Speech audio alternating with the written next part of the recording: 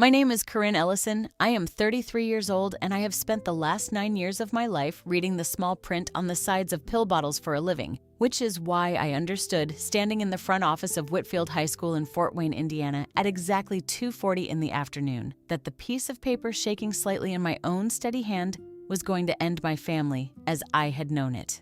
I want to be clear about the hand. It did not shake. I keep saying the paper shook, but that was the ceiling vent above the front counter blowing down on it. My hand was steady. I noticed that the way you notice a light left on in a room you are leaving. The paper was my own high school disciplinary record from 17 years ago, and next to it on the same laminate counter was a second folder about a boy named Eli, who was 16, who was my nephew, and who was sitting on a bench 40 feet away with his hood up because somebody had found 4 peach-colored tablets in the front pocket of his backpack that morning. They had called me in because I am a pharmacist. They wanted me to look at the pills and say something soft. They did not know that in about an hour I would read 7 words off the older of those 2 pages out loud in that office, and that for the first time in 17 years, my brother would be the one who could not make a sound. I did not know it yet either. Not fully. I was still just reading. Before I take you back and show you how a peach-colored tablet ended up telling the truth that 32,000 dinners and 17 Christmases could not, let me ask you for one small thing. If you have ever been handed a story about yourself that you knew was false and carried it anyway because carrying it was cheaper than the fight, tap the like button and subscribe, because this channel is for you specifically. And do me a favor, tell me in the comments where you are watching from and what time it is there right now. I read them. It matters to me to know who is in the room. Now, let me tell you what I was actually holding. The older page was a single sheet, gray with age, the kind of continuous form paper that used to have the little holes down both sides where the printer fed it. Someone had torn the perforated strips off unevenly, so the left edge was ragged. At the top, it said Whitfield High School, Office of the Dean of Students, and under that, my name, Corinne A. Ellison, and my student number, and the date, which was a Tuesday in the spring I was 16. Under that was a box labeled Incident, and inside the box, in the flat, unfeeling language of a form, was a description. It said that during third period, a quantity of medication had been located in the possession of the above-named student. It said the medication consisted of 4 tablets, and then because the school nurse who filled it out was a careful woman named Ruth Delano, who wrote down what she saw and nothing more, it described them. Peach in color, oval, scored down the center, bearing the impression of the number 20 on one face. I had seen this page before. My mother kept it in a drawer in the sideboard for 17 years. I had read those words as a teenager and understood nothing, because at 16, a pill is just a pill, a round thing that gets you in trouble. I read them again at 33, and every hair on my arms stood up, because I am a pharmacist now, and to me, that description is not a description. It is a name and an address. A peach oval tablet scored down the middle with a 20 pressed into it is not a mystery pill. It is a prescription stimulant, a controlled substance, the kind that in the year on that page was dispensed 1 bottle at a time to one named person by one signing physician, tracked, counted, logged. It is not something a 16-year-old finds on a sidewalk. It is something a 16-year-old gets from a bottle that belongs to someone who was prescribed it. I was never prescribed anything like that in my life. Not then, not ever. But my brother Daniel was. The whole family knew it. My mother drove him to the appointments. She kept the pharmacy schedule on the refrigerator. She measured his focus the way other mothers measure height on a doorframe. I stood there at the counter with the vent breathing on my neck, and I did the arithmetic that 17 years of dinners had never let me do, and it came out clean and terrible on the first pass. Let me tell you who these people are, because you cannot understand how a lie survives 17 years unless you understand the house it was built in. There were 4 of us. My father, Raymond, 66 now, a man who spent 31 years reading water meters for the city, and who has, in my entire life, ended maybe 6 arguments and started none. My mother, Lynette, 64, who ran the house the way a good foreman runs a floor, with a place for everything and a story for everyone. My brother Daniel, 35, 2 years older than me, and me. In our house, love was not a feeling. It was a budget. And the budget had a line for Daniel and a line for the rest of us. Daniel was the one it made sense to spend on. He was quick and easy, and he smiled with his whole face, and he had, from the time he was small, a way of turning trouble into a story where he came out likable. When he broke the storm door off its hinge horsing around, it became a story about how strong he was getting. When his grades slipped, it became a story about how bored a bright boy gets. He had, they decided early, a future, and a future is a thing you protect. I was the other kind of child. Not bad, careful, quiet. The one who did the dishes without being asked and got thanked for it about once a year. There was a phrase my mother used about me, always in the same even tone, the way you would describe the weather. You were always the one we had to worry about, Corinne. She said it when I stayed out an hour late. She said it when I cried at my grandmother's funeral louder than she thought was seemly. It was not cruel the way she said it. It was worse than cruel. It was casual. The symbolic thing in that house, the thing I want you to hold in your mind, was a report card. 2 of them, really. On the wall going up the stairs, my mother framed Daniel's report cards, not the good ones. All of them, even the years he was bored. She said it was because he was the firstborn. There were 9 of them in cheap gold frames, catching the light, and you passed them every single time you went up to bed. Mine were in the drawer of the sideboard. All of them, face down in a rubber band, including the last one from junior year, the spring I was 16, the one with a line at the very bottom, in that same continuous form printout that read, disciplinary action, out of school suspension, and an incomplete in 3rd period chemistry because I was not there to take the final. That report card was the receipt for a crime I did not commit. And I am going to tell you how it got there, but I need you to understand that for 17 years I helped keep it there. I let it stand. I want to be honest with you the way I was not honest with myself for most of my life. Correcting it would have cost more than carrying it, and I did the math young, and I paid the cheaper price every year, and calling that innocence would be a lie of a different kind. The first time I tried to raise it, I was gentle, and they managed me the way you would ease a drawer shut that has come off its track. It was 2 weeks before that afternoon at the school. Eli had already been caught. My mother had called me at the pharmacy counter, and I stood there with a line of customers and a phone against my shoulder and heard her say in the voice she uses for arranging things that the family needed me to help with the situation, that Daniel was beside himself, that the school was making it into something ugly, and that they would appreciate it if I, as the one with the medical background, could come and, in her words, put it in the right light. And I said, before I could stop myself, Mom, I need to ask you something first. The pills that time, when I was 16, what were they? There was a silence of exactly 7 seconds. I counted them, because counting is what I do when I do not know what else to do. 7 seconds. Then she laughed, one soft note, not unkind, and she said, Oh, Corinne, that was a lifetime ago, and you were always the one we had to worry about. And this is about Eli, not you. And I let the drawer slide shut. I said, okay. I said I would come. I hung up, and I rang up a woman's blood pressure medication and told her to have a good afternoon. That was the first attempt. I want you to see how small it was and how completely it disappeared. There was no fight. There was no denial even. There was just a soft redirect and a laugh, and the whole apparatus of 17 years absorbed my question like a wet sponge takes a drop of water. That is how these things survive. Not with a locked door, with a laugh at the right moment. But something had come loose in me on that phone call, and over the next 2 weeks, I did the thing they never expected me to do, which was to think about it like a professional. Because here is what I found when I pulled the thread. It was older and bigger than the one afternoon. I called my Aunt Peg, my father's sister, who is 71 and lives in Muncie and has never in her life been able to hold a secret longer than a held breath. I told her I was helping Eli, and I asked her, just to understand the family pattern, whether Daniel had ever had trouble with his medication as a boy. And Peg, God love her, said, Oh, honey, that whole spring your poor mother was sick over it. They nearly lost his scholarship if that had gone on his record instead of, and then she stopped and there was a different kind of silence, and she said, Well, it worked out. Instead of what, Peg? I said. Instead of whose record? She said she had to go. Her show was on. But I had it now, not on paper.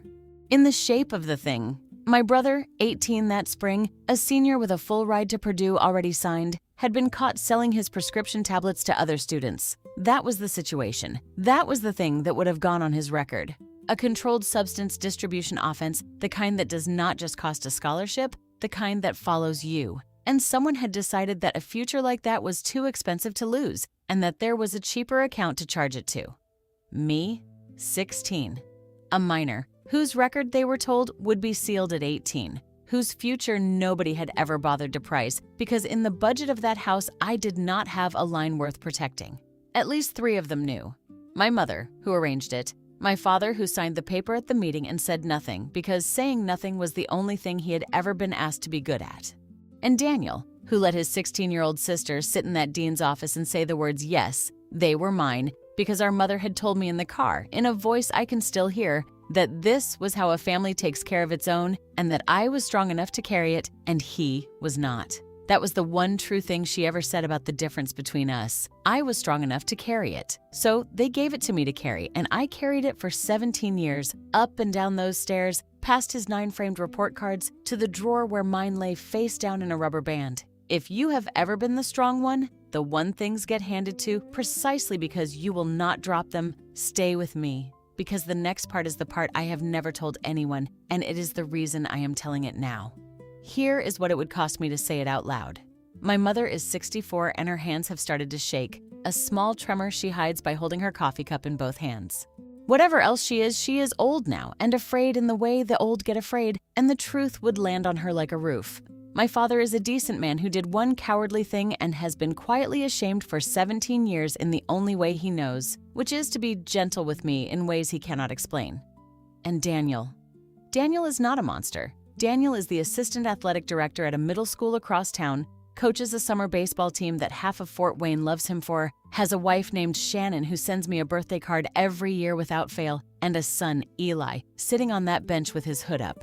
If I said it, I would not be dropping a stone into a pond. I would be knocking down a wall that 9 people were leaning on. And there was the harder cost, the one I circled for 2 weeks like a dog circling a spot before it lies down. If I told the truth to protect myself, I would be doing it across the body of a 16-year-old boy who was in trouble right now, today, this afternoon, and who did not deserve to become collateral in a war his aunt had been quietly losing since before he was born. So I want to tell you honestly that I drove to that school not sure of what I was going to do. I want to tell you that I almost did not go. I sat in my car in the visitor lot for 2 full minutes with the engine off, watching a groundskeeper argue with a maintenance man about a sprinkler head that kept turning the wrong way and soaking the sidewalk, the 2 of them pointing at it and pointing at each other. And I thought I could just help the boy and go home and put the drawer back the way it was. Then I went in. And Gwen Marsh was at the front desk. Gwen is 61 and she has worked the front office of Whitfield High School for 34 years, which means she was there the spring I was 16. She remembered me. Not as a case, as a girl. She said Corinne Ellison, and her whole face opened up, and she said, "You were the one who used to eat lunch in the library so you could reshelve the returns. Nobody asked you to do that. You just did it." I had forgotten that about myself until she said it.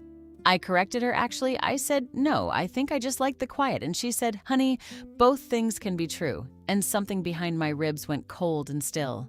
The clock on the wall behind Gwen said 2:40, and Gwen, being Gwen, told me the thing that started the fire without knowing she was holding a match.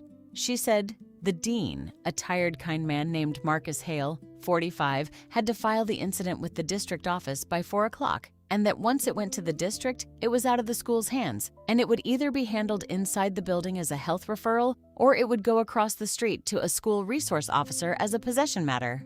2 options. 1 deadline. 4 o'clock. 80 minutes.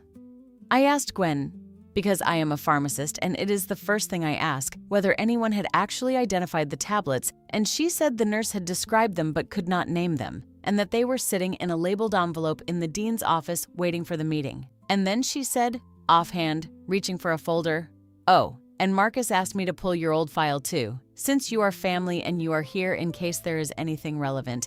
And she set it on the counter in front of me, and that is how I came to be standing at the front desk of Whitfield High School at 2:40 in the afternoon, reading the words peach, oval, scored, 20 on a form filled out by a careful nurse 17 years ago, understanding for the very first time exactly what they meant. Before I take you into that office, one more time, because after this it is going to move fast and I do not want to stop the current to ask. If a story like this has ever made you feel less alone, subscribe. It genuinely helps this find the next person who needs it. And if you have a Gwen in your life, someone who remembered a good thing about you at the exact moment you needed reminding, tell me about them in the comments. I want to hear it. Now, let me take you into the room.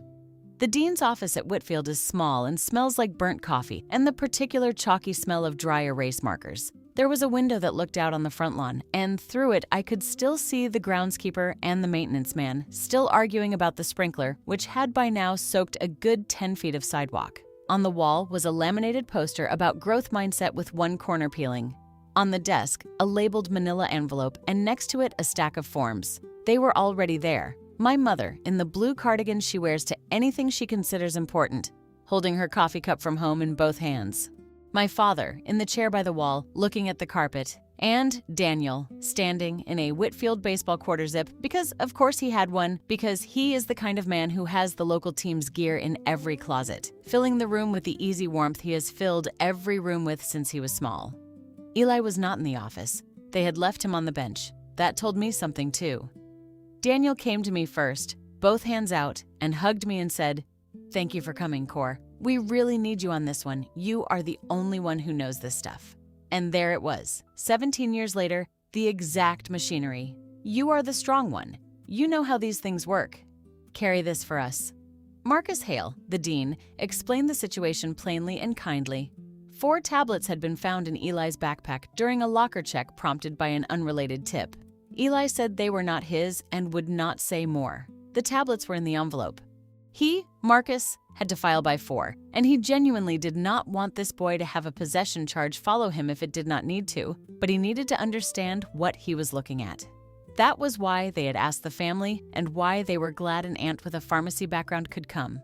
Then, my mother spoke. She set her cup down on the dean's desk with both hands, carefully, and she looked at me, and she said the thing they had brought me there to be asked.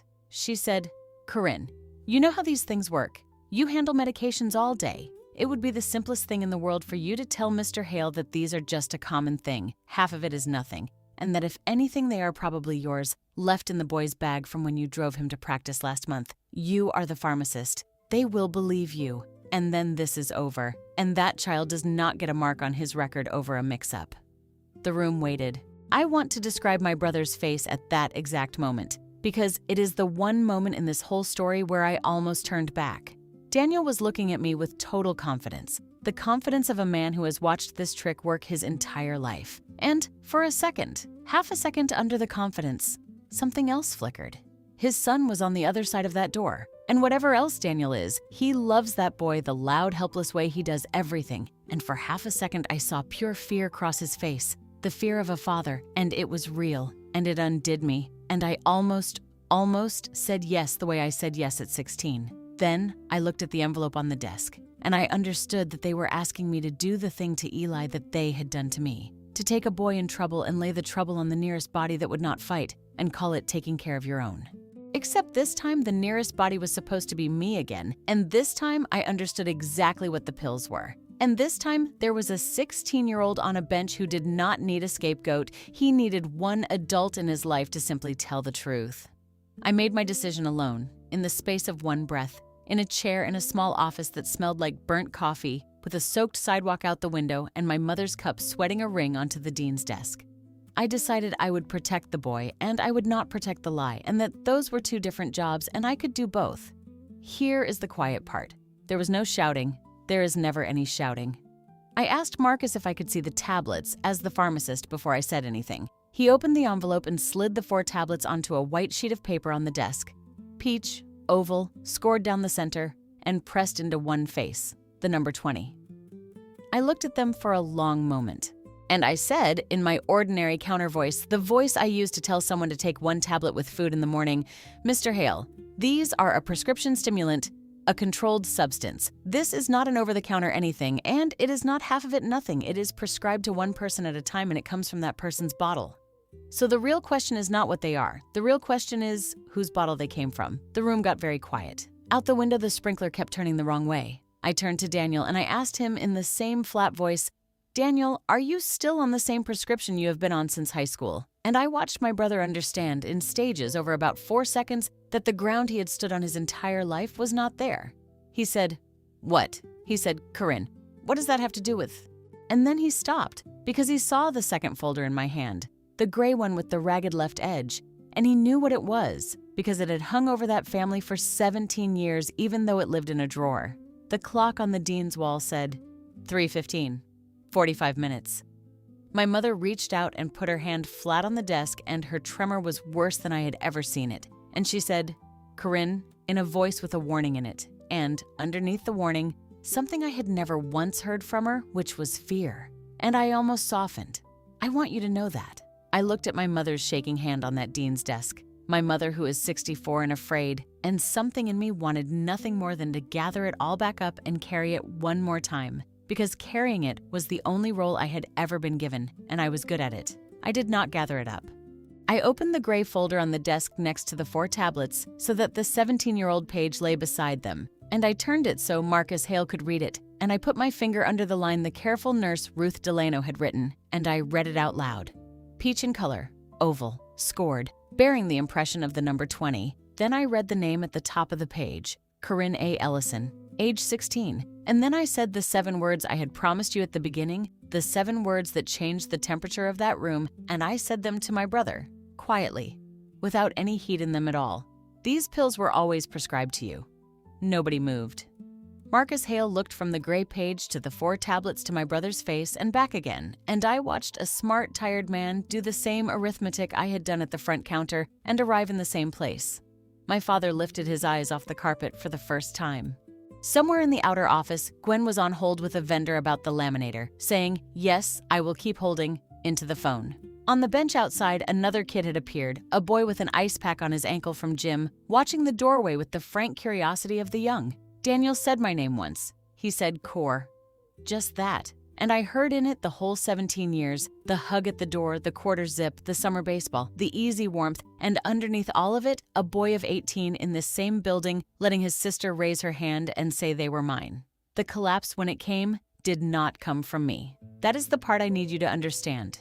I did not knock anything down. I set 2 pieces of paper next to each other and read what was already on them, and the structure came down under its own weight, the way a thing does when the one beam holding it was a lie. Marcus Hale spoke first, gently, to Daniel, not to me. He said, "Mr. Ellison, I have to ask you directly, is there a chance your son took these from your prescription at home?" And Daniel, who had lied his way out of every room he had ever been in, opened his mouth and looked at the gray page with his sister's name on it and the peach tablets beside it, and for the first time in his life, the story would not come. He put his hand over his mouth, and he said, "To the floor, to all of us, to no one. Yeah, they are mine. He got them from the cabinet. He is not," and here his voice broke in a way I had never heard. "He is not a dealer. He is a scared kid. He did not want anyone to know it was from our house." The clock said 3:40. 20 minutes. My mother was crying now, without sound, both hands around her cup again, though it was empty, and she was not looking at Daniel, and she was not looking at Eli through the glass. She was looking at me. And she said the phrase one last time, and this time it came out cracked and small, and it meant the opposite of everything it had ever meant. She said, "You were always the one we had to worry about." And I said, "No, Mom, you just always knew I would carry it." Those are not the same thing. That was the longest thing I said in that room. I counted the words later. It was under 20. Precision was the only weapon I ever needed. It always had been. I just had not known I was allowed to use it. I turned to Marcus Hale, and I did the second job, the one I had promised the boy on the bench without ever speaking to him. I said, "Mr. Hale, the honest thing here, the thing that is actually true, is that a 16-year-old took his father's prescribed medication out of a medicine cabinet in his own home. That is not distribution. That is not possession in the way that word is meant to frighten people. That is a household that did not lock up a controlled substance and a boy who is ashamed. You have 20 minutes and 2 boxes to check. I am asking you, as the person in this room who actually knows what these tablets are, to check the health referral box, not the other one." And I said, and I will help him. Properly. On the record. Not by making it disappear. By making it true. Marcus Hale looked at the clock. 3:42. He looked at me for a long moment, and then he did a thing I will be grateful for as long as I live.